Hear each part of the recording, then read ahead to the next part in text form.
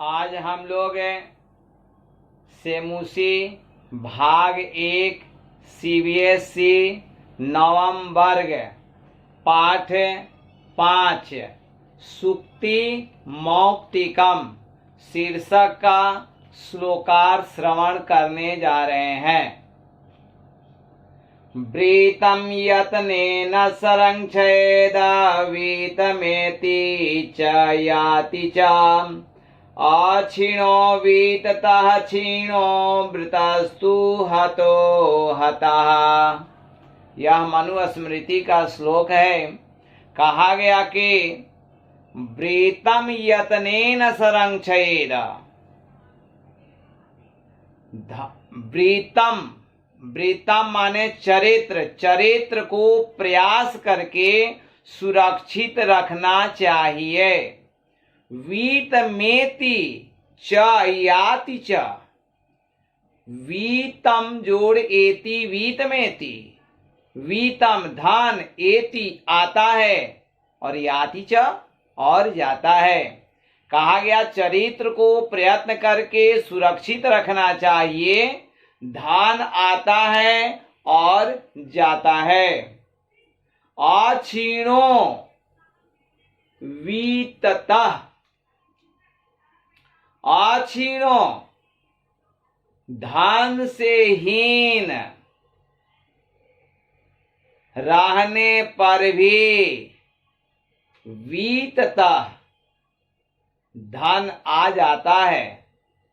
लेकिन कहा क्षीणो वृतः तु हतो हतः। यदि चरित्र नष्ट हो गया तो वह पूर्णतः नष्ट हो जाता है। कहने का मतलब कहा गया कि मनुष्य को चरित्र को प्रयास करके सुरक्षित रखना चाहिए। धन आता है और जाता है। यदि धन नहीं है, धन की कमी है, तो प्रयास करने पर क्या होता है, धन धीरे धीरे हो जाता है। लेकिन जिसका चरित्र खत्म हो गया, चरित्रहीन हो गया, तो वह इस संसार में क्या है,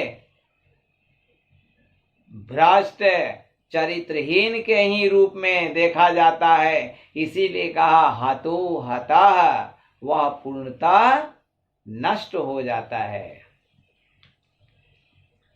श्रूयताम धर्म सर्वस्वम श्रुत्वा चैव आवर्धयताम आत्मनः प्रतिकूलानि परेषां च समाचरेत्।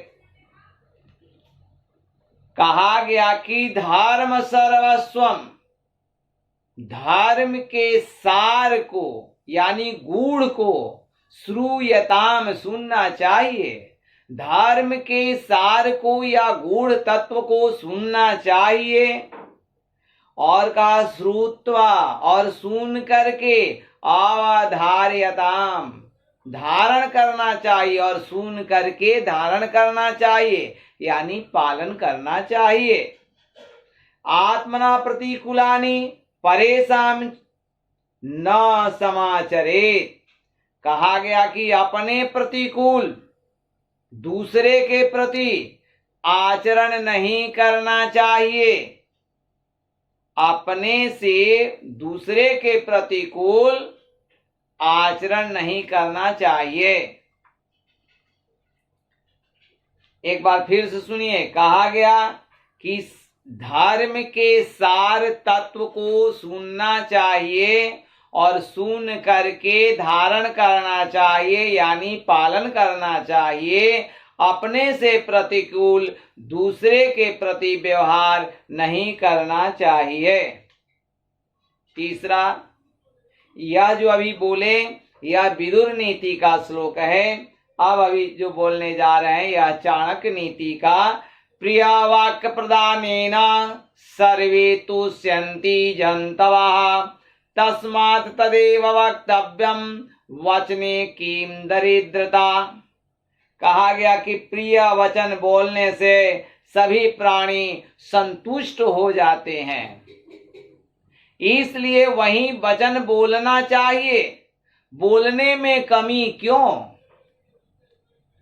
पीबन्ति नद्या स्वयमेव नाम्भा स्वयं न खादन्ति फलानि वृक्षा नादन्ति सस्यं खलु वारिवाः परोपकाराय सत्तां विभूतयः। कहा गया कि नदियां स्वयं जल नहीं पीती है, पेड़ स्वयं फल नहीं खाते हैं, बादल स्वयं फसल नहीं खाते हैं। सज्जनों का संपत्ति परोपकार के लिए होती है। परोपकाराय सत्तां विभूतयः, सज्जनों की विभूतियां यानी संपत्तियां परोपकार के लिए होती है। गुणेष्वेव हि कर्तव्या प्रयत्न पुरुषै सदा गुणयुक्तो दरिद्रो अपि न ईश्वरै गुणै समः। कहा गया कि हमेशा पुरुषों के द्वारा गुण के लिए यानी गुण प्राप्ति के लिए प्रयास करना चाहिए।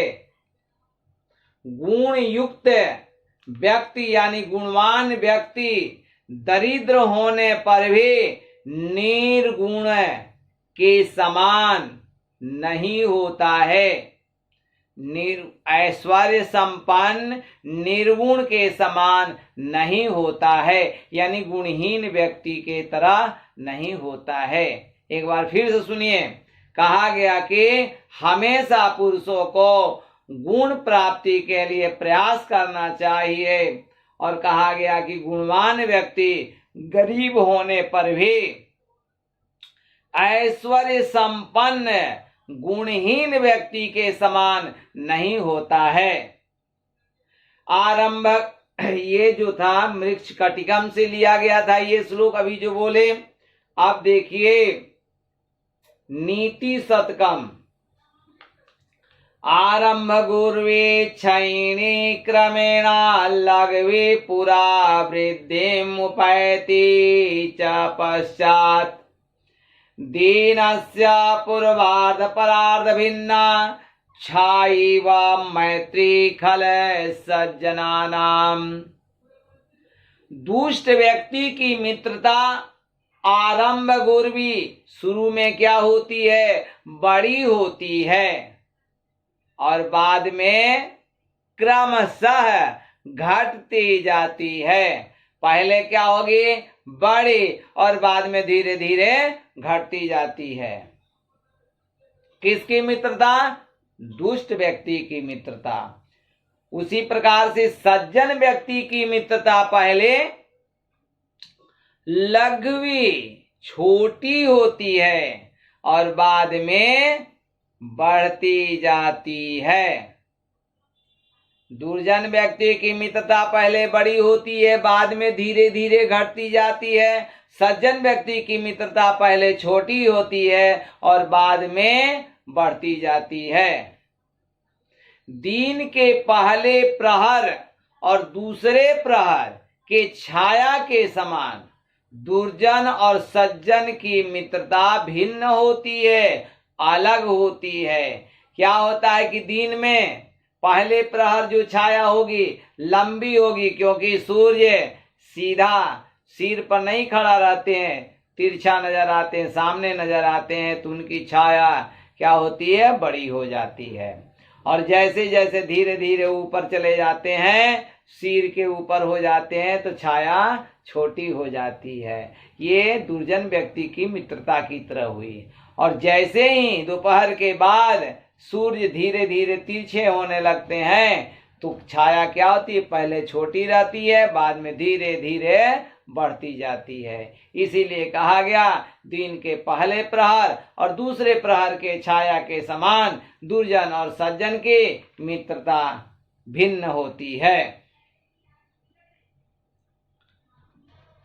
यत्रापि कुत्रापि गता भवेयो हंसा मही मंडला मंडनाय हानिस्तु ये तेषां हि सरोवराणां येषां मरालैः स विप्रयोगः।